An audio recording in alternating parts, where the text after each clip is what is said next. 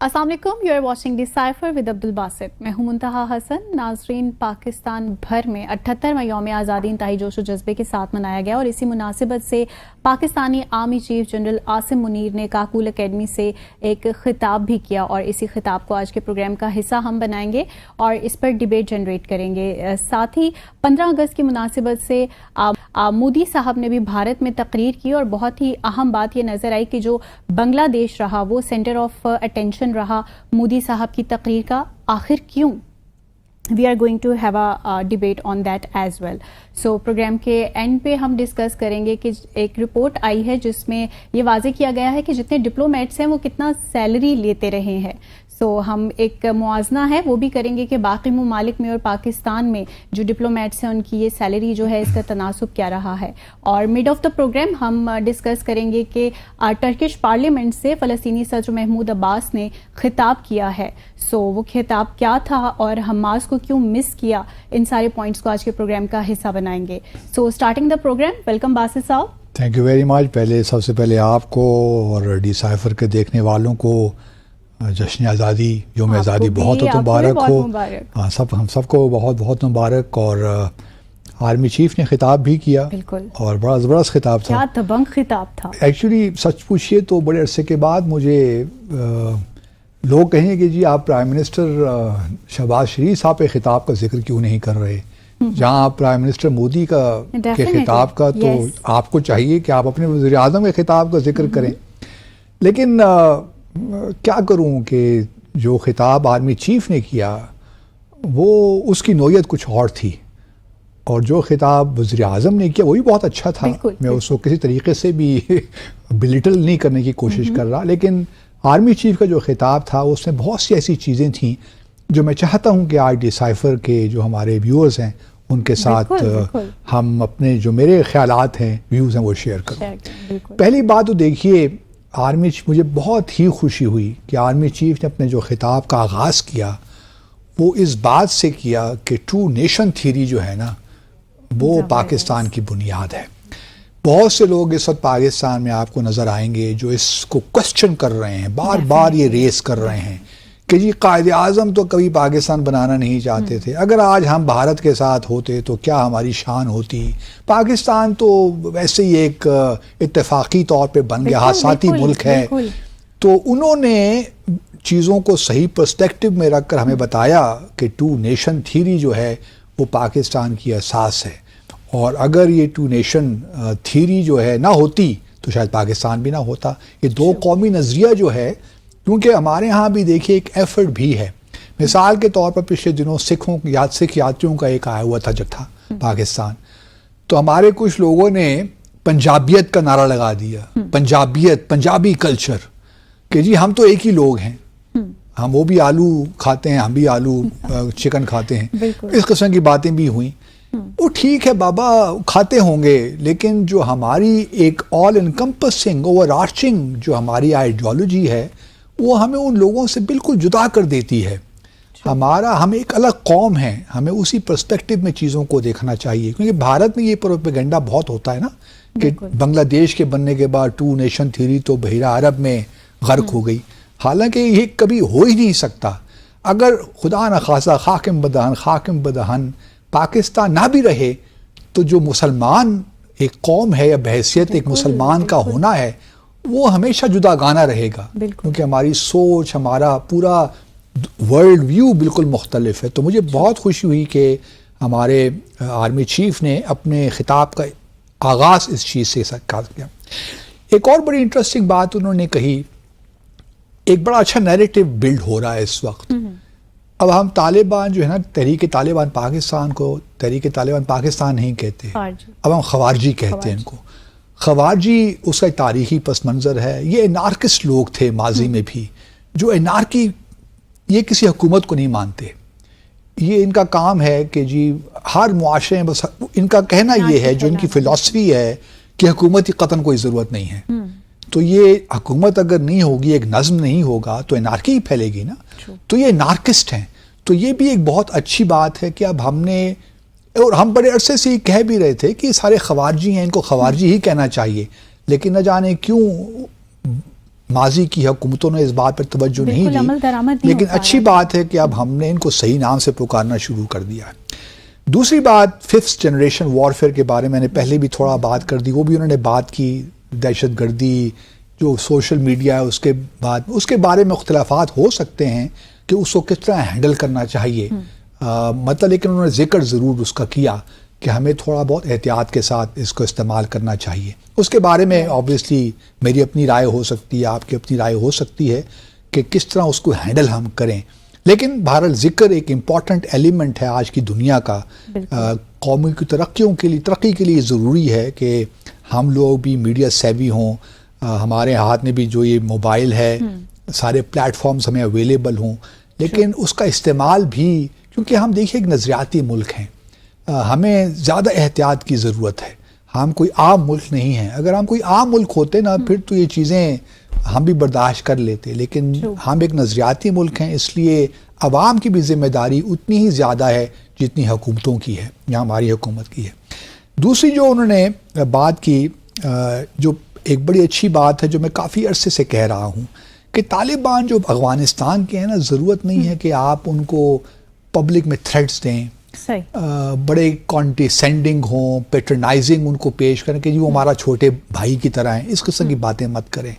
اگر وہ دیکھیے ٹی ٹی پی کو یا خوارجی جو ہیں ان کو کوئی آپ کو لگتا ہے کہ وہ سپورٹ کر رہے ہیں اور کر بھی رہے ہوں گے، تو ان کو آپ ایک اچھے انداز سے پیش کریں۔ اور مجھے یہ خوشی ہے کہ آرمی چیف نے جو فارمولیشن ان کی تھی وہ بڑی مناسب تھی۔ انہوں نے کہا کہ دیکھیے جی، جو طالبان حکومت ہے انٹرم، کہ ہم نے دیکھیے آپ کی ہر موقع پہ مدد کی ہے، اپنے بھائیوں کی طرح آپ کو سمجھا ہے، آپ کا کاز ہمارا کاز رہا ہے، تو ہم آپ سے یہی توقع رکھتے ہیں کہ آپ بھی پاکستان کی خاطر تھوڑا سا ریسیپروکیٹ ہمیں کر دیں، تاکہ جو ٹی ٹی پی ہے، جو ایلیمنٹ جو پاکستان کو یا خوارجی جو پاکستان کو نقصان پہنچانا چاہتے ہیں، ہم تو آپ سے بس یہی بات کر رہے ہیں کہ ہمیں جو یہ اینٹی پاکستان ایلیمنٹس ہیں، یہ آپ کی بھی ذمہ داری بنتی ہے۔ تو اتنی سی بات ہے کہ انہوں نے ختم کر دیا، which was very good۔ یہی صحیح طریقہ ہے طالبان کے ساتھ ڈیل کرنے کا۔ پھر انہوں نے آبویسلی کشمیر پہ بڑے دمنگ طور سے بات کی، غزہ پہ بات کی، اور بھارت کو بڑا بغیر نام لیے یہ میسج پہنچا دیا کہ جی اگر آپ نے کوئی ایسا ایڈونچر کیا تو پاکستان بڑا اسٹرانگلی نہیں بلکہ اندر گھس کے آپ کو سبق سکھائے گا، جس طرح بالا کوٹ کے بعد پاکستان نے کیا تھا نا، وہی کام ہم کریں گے، اور پتہ نہیں نہ جانے کتنے اور ابھی نندن ہم گرفتار کریں گے، تو اس لیے محتاط رہیں ہم سے۔ تو یہ بھی ایک بڑا کلیئر میسج بھارت کو دے دیا انہوں نے۔ اور فلسطین کے معاملے میں بھی پاکستان میں ایک بڑی ایمبیولنس ہے، لوگوں نے یہاں جو ہمارا ایک خاص طبقہ ہے اس میں ہمارے یہاں ایک مائنورٹی بھی شامل ہے جو کہ بار بار یہ بات کرتی ہے کہ جی فلسطین کو، اسرائیل کو میں تسلیم کر لینا چاہیے، ہمارا کیا لینا دینا ہے جی، ہمارا فلسطین کے ساتھ ہمارا کوئی ایشو نہیں ہے، اسرائیل کو تسلیم کریں، عرب دنیا کر رہی ہے تو پاکستان کا کیا معاملہ ہے۔ لیکن آرمی چیف نے بڑے واضح انداز میں بتایا کہ ہم فلسطینیوں کے ساتھ کھڑے ہیں، اور اگر جب تک فلسطینیوں کی ریاست نہیں بنتی اس وقت تک کوئی پاسبلٹی نہیں ہے، انہوں نے یہ بڑے واضح طور پہ کنوے کر دیا۔ تو مجھے خوشی ہوئی کہ یہ ابہام بھی جو ایک پھیلانے جانے کی کوشش کی جا رہی وہ بھی ختم ہوئی۔ بڑا کلیئر میسج۔ اچھا، آخر میں انہوں نے 5 ممالک کا ذکر کیا اپنی تقریر میں، یہ بڑی اہم بات ہے۔ پاکستان میں یہ ڈیبیٹ تو چل رہی ہے نا کہ ہم کسی بلاک کا حصہ نہیں ہیں، یہ بھی ایک بہت ایک فلاڈ نیریٹو بلڈ کرنے کی کوشش کی گئی تھی، جو پاکستان نے پہلا نیشنل سیکیورٹی، ہم نے اپنا پالیسی پیپر لکھا تھا، نیشنل سیکیورٹی پالیسی جو ہماری آئی تھی 2022 میں جنوری میں، اس میں یہ کہا گیا تھا کہ پاکستان بلاک پالیٹکس نہیں کرے گا، ہم کسی بلاک میں میں نے اس وقت بھی کہا تھا کہ یہ جو آپ کی فارمولیشن ہے یہی غلط ہے، یہ کہنا ہی نہیں چاہیے، آپ یہ صرف کہیں کہ آپ اپنے نیشنل انٹرسٹ کو دیکھیں گے، اور آپ اسی نیشنل انٹرسٹ کو سامنے رکھ کے اپنی فورن پالیسی کو آپ پرسو کریں گے۔ اور میں یہ بھی کہتا رہا ہوں پچھلے کئی سالوں سے کہ چائنا کا کوئی نعم البدل نہیں ہے۔ اگر آپ امریکہ یہ سمجھتے ہیں کہ امریکہ کے ساتھ آپ کے اسٹریٹجک پارٹنرشپ ہو سکتی ہے تو آپ ہواؤں میں قلعے بنا رہے ہیں. ایکسپیرینس کر چکے ہیں. ایکسپیرینس کتنی بار اور کریں گے یار. Have a heart. مطلب اور یہ بھی دیکھیے نا کہ امریکہ ہر وہ کام کر رہا ہے بھارت کے ساتھ اپنی پارٹنرشپ میں جو ہمارے انٹرسٹ کو ڈائریکٹلی امپیش کرتا ہے. تو کس طرح ہم یہ آپ سوچ بھی سکتے ہیں کہ بھارت امریکہ کے ساتھ آپ کے تعلقات اس طرح ہو سکتے ہیں سر چین کے ساتھ ہیں. امپاسبل. مطلب اور یہ میں قطعاً نہیں کہہ رہا کہ ہمارے امریکہ کے ساتھ تعلقات نہیں ہونے چاہیے. ہمیں خوددار قوم ہے, امریکہ کے ساتھ ہمارے تعلقات ضرور ہونے چاہیے. ہماری بہت بڑی وہاں کمیونٹی ہے, ہمیں وہ ایک لیونگ برج ہے پاکستان اور امریکہ کے درمیان. ہمارا سیکنڈ لارجسٹ ٹریڈنگ پارٹنر بھی ہمارا ہے. ہم بہت وہاں ایکسپورٹ بھی کرتے ہیں. کوئی بھی یہ سجیسٹ نہیں کر رہا کہ آپ امریکہ سے تعلقات اپنے خراب کریں. لیکن مجھے خوشی ہے کہ آرمی چیف نے 5 ممالک کا اپنی تقریر میں نام لیا کہ ان کے ساتھ ہمارے تعلقات جو ہیں بڑے زبردست ہیں اور ہم ان پہ کاؤنٹ کرتے ہیں. پہلا نام انہوں نے چائنا کا لیا which was very good. I felt very happy about it. پھر انہوں نے سعودی عرب کا ذکر کیا, UAE کا ذکر کیا, قطر کا ذکر کیا اور آخر میں انہوں نے پھر ترکیے کا ذکر کیا.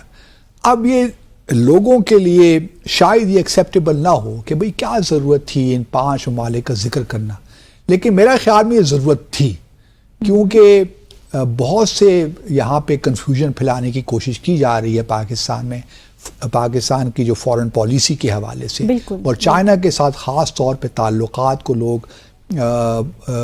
خراب کرنے کی بھی کوشش کر رہے ہیں. کچھ لابیز ہمارے ہاں بھی ہیں جو یہ صبح شام یہی کام کر رہی ہیں کہ کسی طور پاکستان چائنا میں دراڑیں پڑیں, سیکیورٹی کے ایشوز اگر ہیں چینیوں کو یہاں پہ تو اس میں پرابلمز ہوں, سی پیک میں ایشوز ہوں, اور اسی لیے آپ دیکھتی ہیں کہ کچھ بلوچستان میں بھی جو حالات ہیں. تو مجھے خوشی ہے کہ آرمی چیف نے ان چیزوں کو, اور سب سے آخر میں پھر آرمی چیف کی جو بات کروں گا کہ انہوں نے اپنی تقریر میں بہت سے حوالے دیے, لیکن انہوں نے حوالے سقراط, بقراط یا ارسطو کے نہیں دیے. انہوں نے حوالے قرآن کے دیے اور قرآن کی آیتوں کو پڑھ کر اپنی بات کو سبسٹینشیٹ کیا اور اس کو کرابوریٹ کیا. یہ بھی ایک آرمی, میں نے پہلی دفعہ دیکھا ایکچولی, اس سے پہلے میں کسی آرمی چیف کو اس طرح نہیں دیکھا کہ وہ قرآن کی آیات کو پڑھ کر اس کا پھر ترجمہ بھی ہمیں بتائے اور اپنی بات کو قرآن کی آیتوں سے ثابت کرے. یہ ایک پہلی بات تھی جو میرے لیے ایک بڑی اچھی بات تھی اور خوش آئند بات تھی کہ ہمارا جو سپہ سالار ہے وہ قرآن سے بھی واقف ہے, نہ صرف وہ اس نے حفظ اس کے دل میں ہے بلکہ وہ اس کا مطلب بھی جانتا ہے اور اس کو یہ بھی پتا ہے کہ قرآن ہمیں کیا, کیونکہ ہمارے لیے حرف آخر تو وہی ہے نا, ہمارے لیے ارسطو یا سقراط یا بقراط تو حرف آخر نہیں ہے. تو یہ مجھے خوشی ہوئی. تو میں اس لیے میں نے کیوں وزیر اعظم شہباز شریف کی تقریر کا ذکر نہیں کیا, ان کی تقریر کو حوالہ بنایا, تو اس کی وجوہات یہ ہیں. جو اصل ہماری شناخت ہے نا وہ انہوں نے نکھار کے پیش کر دیا. آپ تھوڑا سا ادھر چلے جائیں. اب بالکل مجھے ٹائم ہے ہمارے پاس ہے. کنفیوز تھے مودی صاحب کیوں اتنے کنفیوز؟ نہیں, مودی صاحب کنفیوز کہاں تھے, اور بس بنگلہ دیش کی بات کرتے رہے. نہیں, مودی صاحب نے کافی باتیں کی ہیں. انہوں نے مودی صاحب نے دیکھیے تقریر جو ہے نا اپنی, ان کی بڑی لمبی تقریر تھی ایکچولی, 98 منٹ کتنے ہو جاتے ہیں مطلب 1.5 گھنٹے سے بھی زیادہ لمبی, 1.5 گھنٹے سے بھی زیادہ انہوں نے تقریر کی. تقریر بڑی انٹرسٹنگ تھی ان کی بھی. مجھے خود بھی چونکہ اتفاق ہوا ہے ریڈ فورٹ پہ ان کی تقریر سننے کا 3 بار. 2016 میں تو جب میں 2016 میں جب ان کی تقریر سن رہا تھا تو انہوں نے بلوچستان کا ذکر کر دیا تو میرے کان ایک دم کھڑے ہو گئے اور بھی سفراء بیٹھے ہوئے تھے.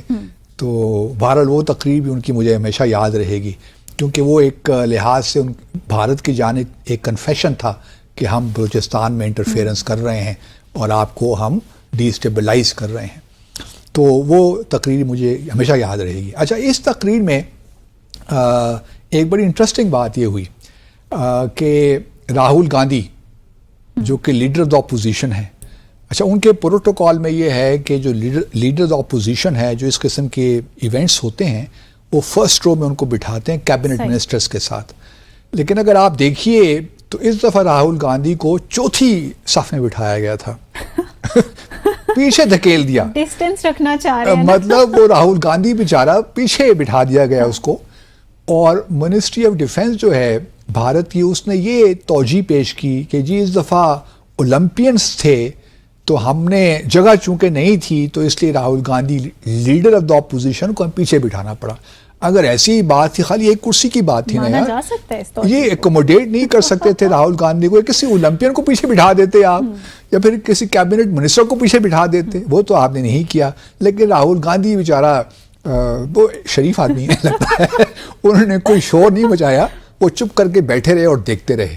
تو لیکن یہ ان کی ایک بڑائی ہے, میں سمجھتا ہوں کہ امبیرسمنٹ تو ان کو ہونی چاہیے بی جے پی کی حکومت کو, کہ اپنے لیڈر دا اپوزیشن, اور اپوزیشن دیکھیے جمہوریت کا نکھار ہوتا ہے, جمہوریت بہت اس کی اہمیت ہوتی ہے. تو اگر لیڈر دا اپوزیشن کو آپ نے پیچھے چوتھی رو میں آپ نے صف میں بھجوا دیا, تو آپ نے راہل گاندھی کی تذلیل نہیں کی, بلکہ اپنا مائنڈ سیٹ آپ نے اپنے آپ کو ایکسپوز کیا ہے کہ آپ کہاں کھڑے ہیں. اور ان چھوٹی چھوٹی باتوں سے اگر آپ کو خوشی ملتی ہے تو اس کا کوئی فائدہ نہیں ہے.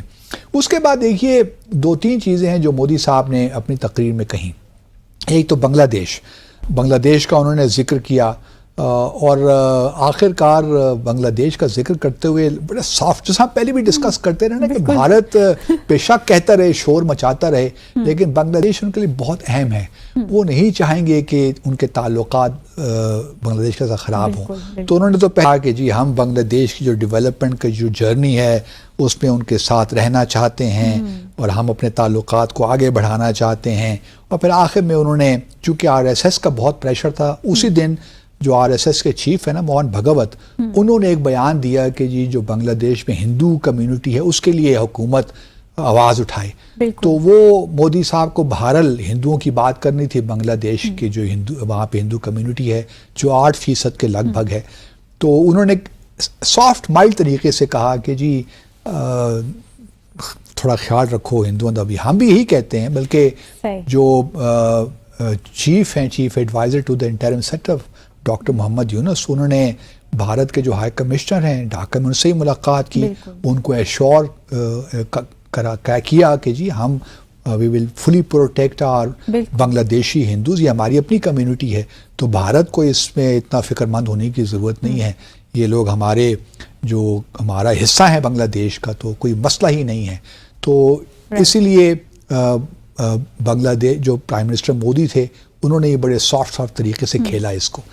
جو 3-4 باتیں انہوں نے امپورٹنٹ کی, ایک تو انہوں نے پاکستان کا نام نہیں لیا, جو کہ اب وہ نہیں لیتے, خوشی کی بات ہے, لیکن پاکستان کو وہ بالا کوٹ سرجیکل اسٹرائک اور ایئر اسٹرائک کہہ کے یہ دھمکی دی کہ جی ہم نے آتنوادیوں یا دہشت گردوں کو سبق سکھا دیا, اور اب بالکل جو ہے نا معاملات ٹھیک چل رہے ہیں, اگر دوبارہ ہوا تو ہم پھر طاقت رکھتے ہیں, ہمیں کوئی یہ ہے کہ کوئی انڈر اسٹیمیٹ نہ کرے کہ ہم کیا کر سکتے ہیں. وہی دھمکیاں جو دیتے ہیں نا وہ ٹیپیکل لینگویج, ٹیپیکل نیریٹو, ایک ایگریسو, نتھنگ نیو.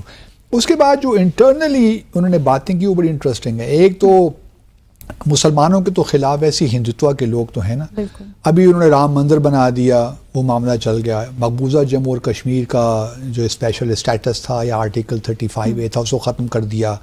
اب الیکشنز بہرحال ہو رہے ہیں, اناؤنس ہو گیا مقبوضہ جموں اور کشمیر میں 18 ستمبر کو پہلا 3 فیز الیکشنز ہوں گے, 18 ستمبر 25 اور پھر 1 اکتوبر, جس طرح سپریم کورٹ نے کہا تھا بھارت کی. تو 4 اکتوبر کو رزلٹ آئے گا, اس پہ ہم انشاءاللہ اگلے ہفتے بات کریں گے. تو انہوں نے یہ کہا, یہ 2 کام تو انہوں نے کر لیے نا, رام مندر بنا لیا, یہ کر لیا. اب ان کا تیسرا جو ہے وہ ہے یونیفارم سول کوڈ, کہ مسلمانوں کا جو پرسنل لا ہے نا اس کو ختم کیا جائے. اب یہ بھی دیکھیے ایک عجیب طرفہ تماشا ہے, کہتے ہیں کہ جی ہمیں یونیفارم سول کوڈ کی بجائے سیکولر سول کوڈ کی طرف جانا چاہیے. اب بی جے پی, RSS اور سیکولر, مطلب کچھ سمجھ میں بات آتی ہے آپ کو؟ یہ سیکولرزم کی باتیں کب سے تو مجھے تو ہنسی آ گئی جب پرائم منسٹر مودی نے کہا کہ سیکولر سول کوڈ. او بابا, پہلے اپنے جو آپ ہندو ایکسٹریمسٹ ہیں ان کو تو قابو میں کر لیجئے. یہ جو صبح شام مسلمانوں کے خلاف راگ الاپتے رہتے ہیں, ان کے خلاف بیانات دیتے رہتے ہیں, جس طریقے سے مسلمانوں کی مساجد کو آپ نشانہ بنائے ہوئے ہیں, جو مسلمانوں کے شہر ان کے نام آپ تبدیل کر رہے ہیں, جو ایون نیو دہلی میں بہت سی ایسی مساجد منتہا گیا جو بالکل ویران پڑی ہیں, صحیح. اور اب جو وقف بورڈ ہے بھارت کا اس سے خلاف کیسز چل رہے ہیں، اس کو ایک لحاظ سے جو ان کے پاس پراپرٹیز ہیں وہ لینے کی کوشش کر رہے ہیں. تو پہلے آپ کس منہ سے سیکولرزم کی باتیں کرتے ہیں محترم؟ خدا کا خوف کریں. آپ کو یہ ہندوتوا کے لوگوں کو یہ سیکولرزم نہیں جچتا. دوسرا پھر انہوں نے ایک پاکستان میں ہمارے یہاں ہوتا ہے نا کہ ایک ہی دن سب الیکشنز ہوتے ہیں، پروونسز کے بھی اور نیشنل اسمبلی کے. بھارت میں ایسا نہیں ہوتا. بھارت میں لوک سبھا کے الیکشنز ہوتے ہیں.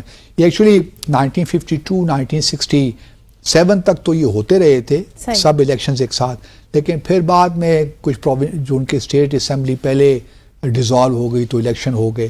اب یہ دوبارہ چاہ رہے ہیں کہ ون نیشن ون الیکشن کی طرف آئیں. تو یہ ایک امپورٹنٹ پوائنٹ ہے جو انہوں نے ریز کیا. لیکن اب آیا اسٹیٹس مانتی ہیں کہ نہیں مانتی. اس کے بعد ایک اولمپکس کی بات ہوئی کہ اولمپکس 2036 میں ہم نیو دہلی میں انڈیا میں کروانا چاہیں گے. تو اب دیکھتے ہیں کہ وہ ہوتا ہے. مجھے نہیں لگتا کہ ہو پائے گا، لیکن ریکویسٹ تو ماریں گے تو دیکھتے ہیں کہ ہوتی ہے کہ نہیں ہوتی. بس یہ کچھ پوائنٹس تھے جو انہوں نے. یہاں پہ بریک لے لیتے ہیں، بریک کے بعد آئیں گے اور ڈسکس کریں گے فردر ایشوز کو. ناظرین اسٹے ود اس.